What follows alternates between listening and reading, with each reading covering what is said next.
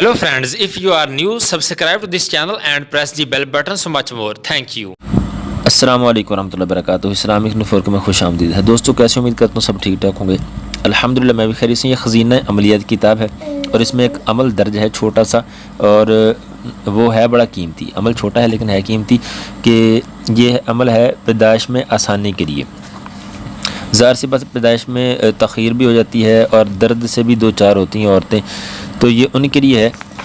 ये खजीना अमलियात के सफ़ा नंबर 196-97। इसमें ये दो तीन अमल हैं जिसमें से मैं आपको सिर्फ़ दो बताऊंगा। एक तो ये है कि अगर बच्चा पैदा होने में सख्ती और दर्द ज़े की शिद्दत हो तो ये तवीज़ लिख कर पाक कपड़े में रख कर बाईं रान में औरत के बांधे और पैदा होने के फ़ौरन बाद इसको खोल दे। लिखना क्या है तवीज़ में, किसी भी कागज़ पे आप लिखेंगे बिस्मिल्लाहिर्रहमानिर्रहीम व अलक़त माफ़ीहा व तख़ल्लत व आज़िनत लिरब्बिहा व हुक़्क़त इहियन इशराहियन। ये देख लें आप, ये आपने लिखना है और लिखने के बाद आपने ज़ेर ज़बर चाहे लगाएं चाहे ना लगाएं, इसमें कोई वो टेंशन नहीं है। ये आपने लिख के किसी भी पाक कपड़े में लपेट के बाईं रान पे बांध देना है और फिर पैदा होने के बाद उतार देना है।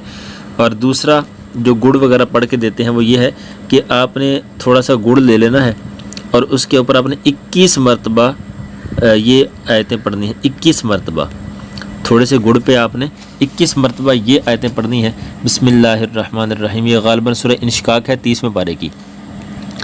इज़ा समाउन शक़्क़त व अज़िनत लिरब्बिहा व हुक़्क़त व इज़ल अर्दु मुद्दत व अलक़त मा फ़ीहा व तख़ल्लत।